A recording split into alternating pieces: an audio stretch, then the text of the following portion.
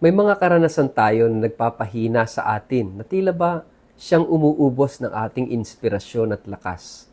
Ngunit ang ating ugnayan sa Diyos ang siyang nagpapalakas sa atin.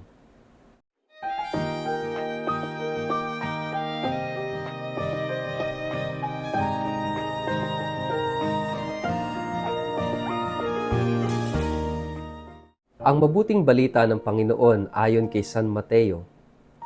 Nang panahong iyo'y sinabi ni Jesus, Ama Panginoon ng langit at lupa, salamat sa iyo, sapagkat inilihim mo ang mga bagay na ito sa marurunong at matatalino, at inihayag mo naman sa mga may kaloobang tulad ng sa bata.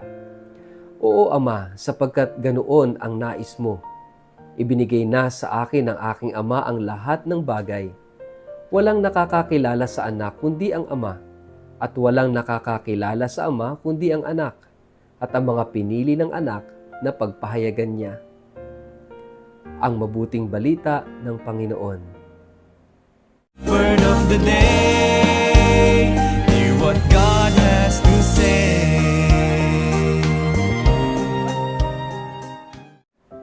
Mapagpalang araw po sa inyong lahat. Kumusta po kayo? Ang atin pong word of the day ay energized. Bago po tayo magpalalim sa atin pong reflection sa araw na ito, kayo po ay muli kong inaanyayahan na huwag kakalimutan mag-like, follow at subscribe sa atin pong Facebook page at YouTube channel na Word of the Day. Ganun din po, pakishare ang video ito sa inyong kapamilya, kamag-anak, kaibigan, mga kakilala sa social media para po sama-sama tayo sa pagiging media evangelizers at online missionaries na nagpapalaganap ng salita ng Diyos sa mundo ng social media. At kung kayo po ay nakikinig ng Word of the Day sa pamamagitan ng Radio Maria, mapagpalang pakikinig po sa inyong lahat. Gusto ko rin po kayong anyayahan na sumama tuwing alas 8 ng gabi araw-araw sa pagdarasal ng Santo Rosario para sa proteksyon ng ating bansa. At sa lahat ng mga nagnanais na sumama sa pilgrimage ngayong darating na October, meron pa pong available slots if you are interested to be with me sa pilgrimage sa Europe sa darating na Oktubre. Mga kapatid, saan ka ba humuhugot ng lakas? Bahagi ng buhay natin yung mga pagsubok, yung hirap, yung mga challenges, yung mga karanasan na minsan ay nagpapahina ng ating kalooban. May mga pagkakataon na nawawalan tayo ng inspirasyon at gana sa buhay. Tulad ni Jesus sa ating ebanghelyo kahapon, siya'y para bang na-disappoint. Siya'y nawala ng gana sa mga tao sa Corazin, sa Bethsaida, sa Capernaum. Ito yung mga lugar kung saan ginawa ni Jesus yung maraming mga himala, pagpapagaling, pagpapalayas ng masamang espiritu. Pero sa kabila ng kanilang nasaksihan, sa kabila ng kanilang naranasan tungkol kay Jesus, hindi sila nagsisi at hindi sila naniwala kay Jesus. Siguro naman, kahit sino mafufrustrate, kahit sino ay mawawala ng gana. Kaya nga sabi ng Panginoon, sumpain kayo Corazin, sumpain kayo Bethsaida. Dahil hindi sila naniwala, hindi sila sumampalataya kay Jesus. Napaka-frustrating yung experience. At minsan tayo ganyan, di po ba? May mga pagkakataon na nabibigo tayo, na-frustrate tayo, nawawalan tayo ng gana kasi minsan sa kabila ng mga efforts na ginagawa natin, sa kabila ng kabutihan na ginagawa natin, still para bang fruitless. Wala namang magandang bunga sa iba. O kaya naman, hindi natin na-achieve yung ating goal and expectations. Pero alam nyo, itong gospel natin ngayon, tila ba nagkaroon ng shift, ng pagbabago sa tono, sa mood ang ating Panginoong Jesus. At ano ba yung nagpabago? Mga kapatid, ito yung mahalagang matuklasan din natin. Kung meron tayong mga negative experiences, kung meron tayong mga pangit na karanasan, ano yung ginawa ni Jesus? He turned to the Father. Kaya ngayong araw na ito, iba yung tono ng Ebanghelyo, bagamat ito'y continuation kahapon. Pero yung Ebanghelyo na iba ang mood, na iba ang tono ng Panginoon.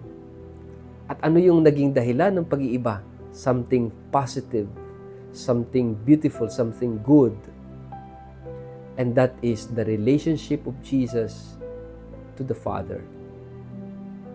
Ito yung magandang itinuturo sa atin ng Panginoon. If you have negative experiences, rejections, frustrations, persecutions, itong mga negative experiences na ito, then ano ang dapat gawin?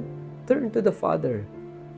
Pumunta sa Ama, magsumbong sa Ama, kausapin ng Ama. And for sure, maiiba ang ating disposisyon, maiiba ang ating damdamin. Napakahalaga that we turn to God in prayer. At doon tayo makakahugot ng panibagong lakas, panibagong sigla, panibagong inspirasyon sa ating personal na relasyon sa Diyos. Kaya nga ano man yung pinagdaraanan mo sa buhay, gaano man yan kabigat, turn to God. Kung marami mang negativity sa paligid natin, turn to God. Kung marami mga frustrations, lapit sa Ama. Tulad ni Jesus, sa kabila ng mga karanasan niya ito, siya ay lumapit sa Ama. And suddenly, naiba yung tono, naiba yung mood ng Panginoon. And this is also true kapag ginawa natin sa buhay natin. Kaya nga mga kapatid, huwag itong kakalimutan. Napakahalaga ng personal na relasyon sa Diyos. At anuman ang ating pagdaanan, nandiyan ang Diyos para gabayan, para tulungan tayo sa ating mga pinagdaraanan sa buhay. Sa ngalan ng Ama at ng Anak at ng Espiritu Santo. Amen. Ama naming Diyos, salamat po sa pagiging palaging naririyan para sa amin. Salamat sapagkat Ikaw ang nagbibigay ng lakas at inspirasyon, motibasyon sa aming pang-araw-araw na buhay upang magpatuloy at gawin ang aming mga gawain ayon sa iyong kalooban. Amen. Pagpalain po kayo at ingatan ng makapangyarihang Diyos, Ama at Anak at Espiritu Santo. Amen.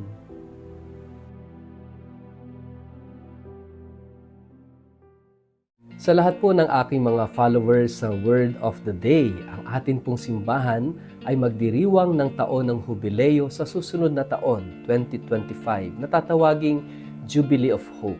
At bilang paghahanda po dito, ako po ay nagtakda ng isang espesyal na pilgrimage sa taong ito. Maliban sa pagbisita sa mga kilalang syudad sa Europa tulad ng Paris at Lyon sa bansang France, sa Rome, Milan, sa Venice, sa Florence, Pisa at Assisi sa bansang Italia, ang pilgrimage na ito ay may natatanging katangian. Bibisitahin po natin ang ilang mga Marian shrines tulad ng Our Lady of Miraculous Medal at ang Our Lady of La Salette sa France. Gayon din, ang Holy Face of Jesus of Manopello at ang Eucharistic Miracle sa Lanciano, Italy ay atin ring mabibisita.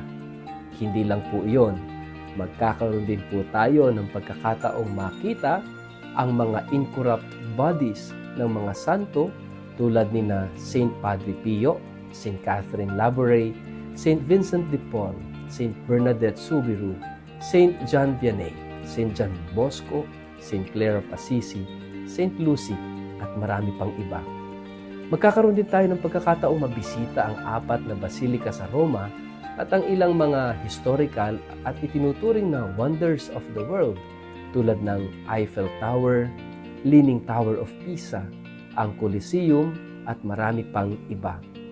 Kung kayo po ay interesadong makasama ako sa espesyal na pilgrimage na ito, maaari po kayong tumawag o mag-text o mag-email sa mga sumusunod na contact details na nakikita nyo sa screen. First come, first serve basis lamang po ito. Kaya kung kayo interesado, huwag kayong mag-atubiling mag-contact sa amin. Maraming salamat po.